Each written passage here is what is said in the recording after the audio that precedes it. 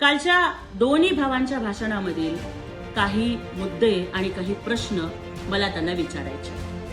मुद्दा क्रमांक 1, दुतोंडी गांडोळासारखे का वागताय?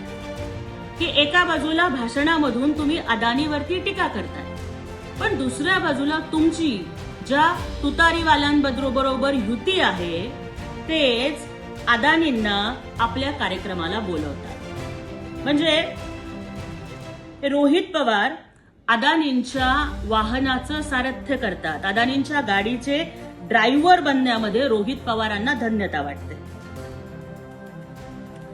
आपण ज्यांना आपले मार्गदर्शक समजता ते आदरणीय शरद पवार साहेब हे त्यांच्या सायन्स आणि टेक्नॉलॉजी पार्कच्या उद्घाटनासाठी अदानींना बारामतीमध्ये बोलावतात.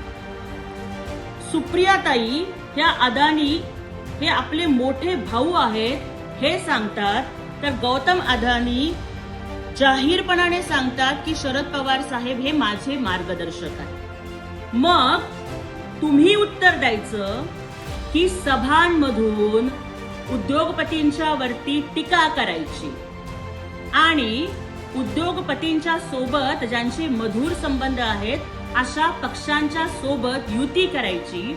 याला दुतोंडी गांडोळासारखं वागणं म्हणायचं का काय म्हणायचं?